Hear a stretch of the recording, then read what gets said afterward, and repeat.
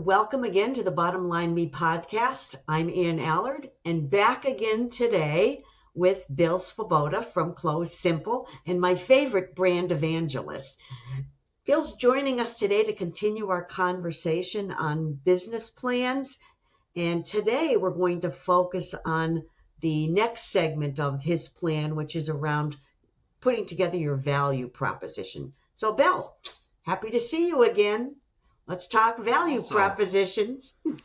Let's talk value proposition. You know, in our industry, I get to speak to hundreds of title companies a year. I get to travel everywhere from Texas to Florida, you name the state. And one of the biggest things that I always hear is how title, it's a commodity. You know, we're in a commodity industry. Everybody goes, it's title. It's still title. It's still title. Yeah. We're always talking about what makes us unique, though. Like, why would somebody choose your title company over the next title company? That's really what we're talking about. Coca-Cola versus Pepsi. What is the difference in the value proposition? Both are sodas, but what is it about one or the other? That's really what we want to kind of take away today. What is the difference about your title company than the next one? So let me just start with this. I like this quote by Jeff Bezos. He said, your brand is what people say about you when you're not in the room.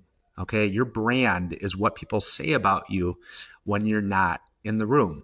And I think the value proposition is a great starting point for that. What do people say about your business when you're not in the room? Because they might say, oh, that's a title company, but what else do they say? Do they talk about your locations? Do they talk about your staff? Do they talk about the attorneys on your team? What is it that people are saying when you're not in the room? So I think that's a good... So how do you know what they're saying when you're not in the room? Well, I think that's part of it right there. And you start looking at going, what are our best customers telling us after a closing? What are our best customers saying to their buyer or seller when they refer somebody over to us? What is it that makes the easy switch from that title company to ours? You know, one of my favorite examples of a value proposition, Ann, is Amazon.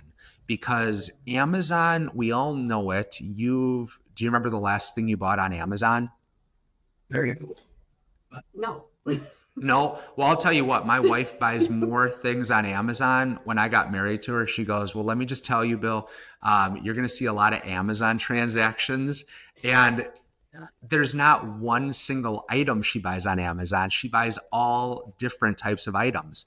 But the value proposition of Amazon is not just the product you buy. It's they have a crazy big selection.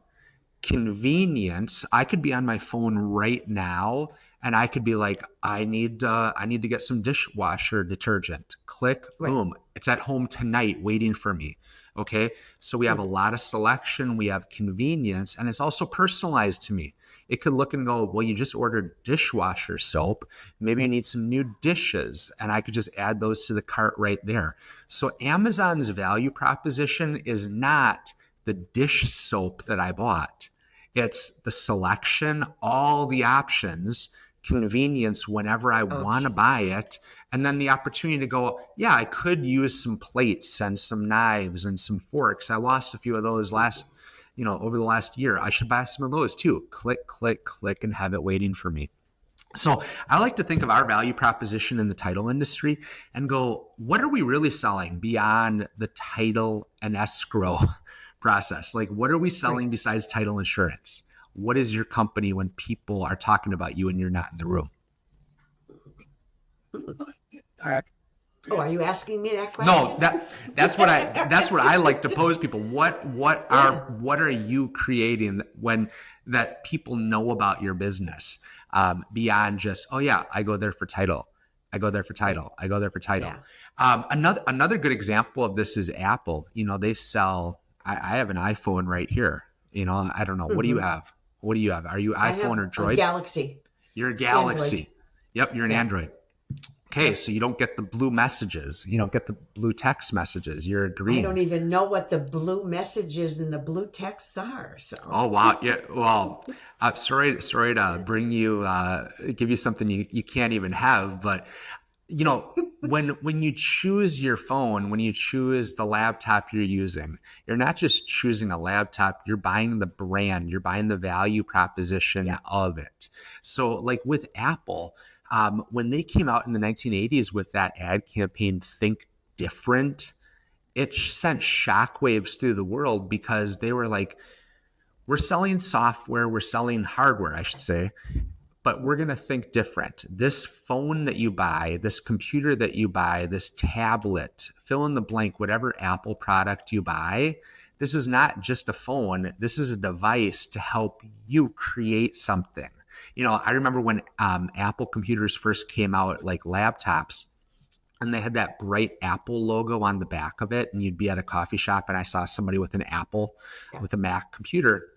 I thought to myself, because of all the marketing I'd seen, because of all the stuff that they said about themselves, all the brand promises they were making, all the ads, I thought to myself, wow, that person looks pretty creative. I wonder what they're working on. Versus the person that had a PC sitting at a coffee shop, just a black PC. They look like an accountant. They're probably working at, they got a suit on. They're probably working on something boring. Same person, put a Mac in front of them. It's what are they creating versus what are they doing? So that's really what we're talking about with the value proposition. What are you actually selling? You're selling the closing experience. You're selling the fact that you have a staff of 20 attorneys that are open door policy for all of your escrow team. Whenever there's a question, they can open the door, knock, knock, I got a question. What are you actually selling? That's what we need to ponder here with the value proposition. It's not just title and escrow. We're selling something more. And that's the question that everybody on this call really has to figure out today. Yeah, that's it. And it's an incredible question. And, when you talk about, I guess I'm going to have to go get a new phone after I finish these podcasts with you. But I think, as you were talking, I was thinking about why do I continue to use the kind of phone that I have? And it's for a lot of the reasons that you just mentioned. I have a level of confidence, a level of satisfaction.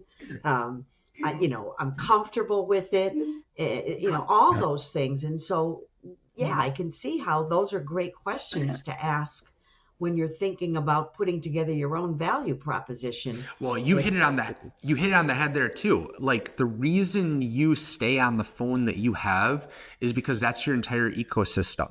They've built it around you. You have the apps you want to use. You have all the right things. It's the right feel. It's the right size. That's the right phone for you.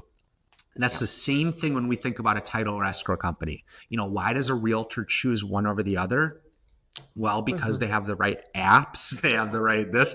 Think in terms of the phone. It's the right size. It just feels right when same thing. Business is not different. We're all consumers. Okay, we're all consumers. Title and escrow isn't some crazy industry out there. It's the same thing as why somebody chooses a cell phone, because it feels right. Because it gives me the opportunity to do what I want to do on it. Why do you update to the next version? Because I can keep all my apps, because it just works. That's the mindset we got to have about our value proposition as a business owner, as a leader. We're not selling title insurance. We're in business. Yeah. It's just like a phone. How does it? Incredibly interesting. What else do we need to consider when we're thinking about value propositions? Well, I think about it in terms of, and we hit about this with the customer segment area, but we can't be all things to all people. We literally cannot be all things to all people. Maybe your value proposition is an exquisite closing experience in person with the conference room, with the name outside the conference room. That's going to appeal to somebody, but not everybody. I think it's about time that as title companies, we actually step up and go like, okay, it's okay that I don't get all the business, but the people who do choose me are going to love me. And they're going to tell all their friends about me because I made a value proposition. I made an experience that they love. So I like to think of it this way. There's, and we'll hit on this, as we do the Foundations for Scale section, the 3 uniques. But what are 3 things about your business that no other title or escrow company in your city or your state can say. That's where we start with the value proposition. What are the three uniques, three things that you do that nobody else does, or that you're talking about that nobody else is talking about? Okay. And that might be a tease for when we actually go into the foundations for scale section, which is the fourth. But what I'm really asking is, what makes you unique so that when somebody mentions your title company, that's what they're talking about? Wow. I feel like I have to stop and take all of this in, because I think this is such an important part about putting together your sales and marketing plan. If you haven't figured out what your value proposition is, I can see now how you can't go to the next step or to any other step. Sales, marketing, retention, that's the last thing. That's the growth engine. But we all get into business and we love focusing on that. Let me give you a great example of a unique. Okay. I was actually at a title company, huge title company, and I had a session with their management, and I was talking to them, and I literally laid this out, and I go, what are your unique? What makes you you? We put a big T graph on the wall, big T chart. We put their big competition next to it. Then we put their name. And we said, what do they do better than you? And I think we as business leaders, we have to be honest with this. Why would a realtor choose that company over our company? Let's just be honest. Let's stop sugarcoating it. And let's just go, why would somebody? Okay, well, they have more locations. They've been around longer. This and the list of things that they came up with for why somebody would choose that title company over theirs, it was good. It was a real good list. And then I said, now let's talk about, why would somebody choose your title company over that title company? And they were passionate about what they do best, and they started writing those on the board. And then I was like, okay, tell me more. Tell me more. And one of the things that stuck out, and anything that was if it was on the left side, the competition, and it was also on their side, I was like, cross it off. We're not going to talk about that anymore. We're not going to talk about number of locations. No, you're head to head with that one. Nope. Cross it off. You're not going to talk about 22 locations anymore. Nobody cares. That's a conversation that people just take for granted. That's the cost to entry. Yep. But what they said, they had this one thing, and I mentioned it before, that attorney open door policy. They actually said, well, one of the things that really separates our company from the competition is we have in-house attorneys at every location, and our escrow staff has an open door policy with them where they can walk up at any point in the day and ask them any question. And I said, why do you do that? And they said, because if our escrow staff has a question and they have to wait for the attorney at another office or make a phone call, that's lost time. And I said, that's interesting. So do your customers, do your real estate agents know that you have the attorney open door policy? And they said, no, our team does. And I said, your real estate agents have to know that you have the attorney open door policy so that escrow staff can walk up and get an answer to any question when they have it, instead of waiting another day.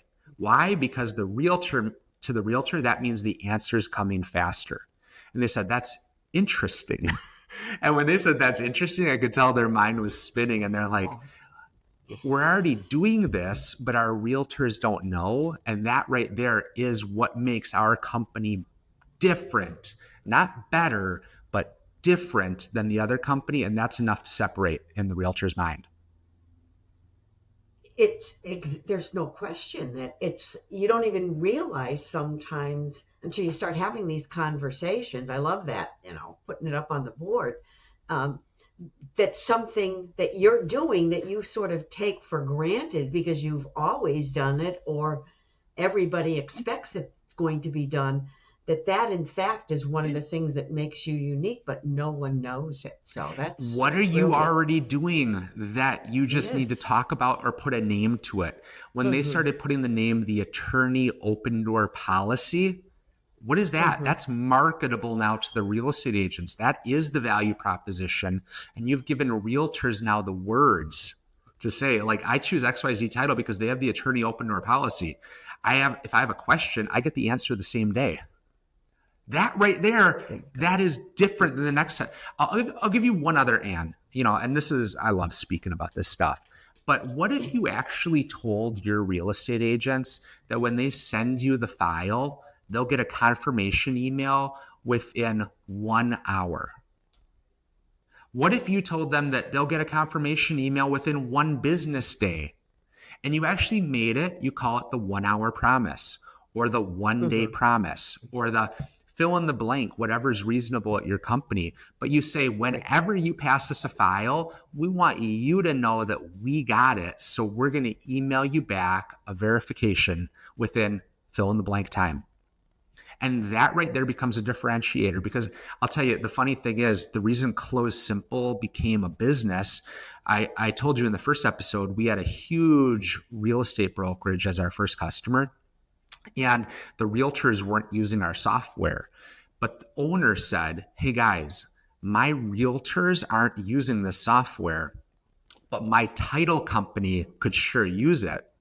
Because the number one complaint I get from my realtors against my title company is bad communication. In fact, it's not even all communication. They just want to know that my title company got the file. Instead of bugging the closer, did you get it? Did you get it? Did you get it? He said, could you just notify my realtor that the title company got it? And I go, yeah, I bet we could.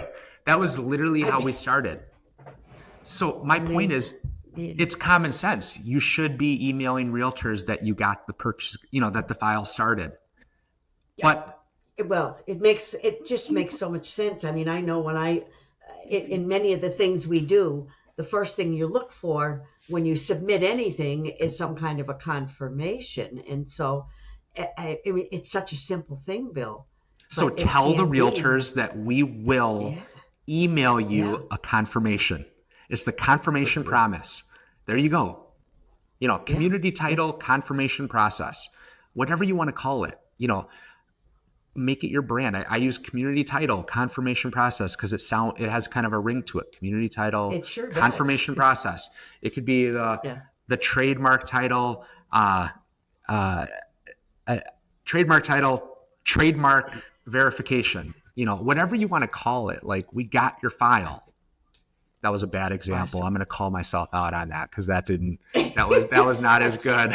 That was not as good. Okay. But you get the point. Okay. I definitely get the point. And so, all right. Any final thoughts on value propositions before we wrap things up today? I think that's good. I mean, we can move into the bottom line, if you want to move into the bottom line.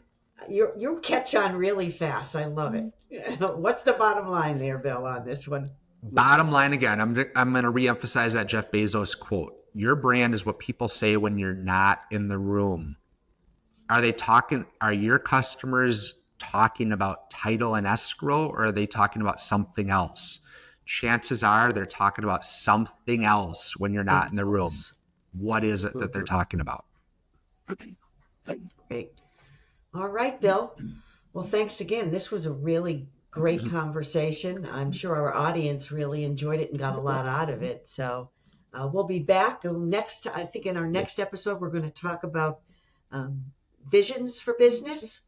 Yep. And so again, thank you, Bill, and to our audience, as always, thank you again for joining us as we all continue to learn, grow, and hopefully prosper. Till next time, thanks.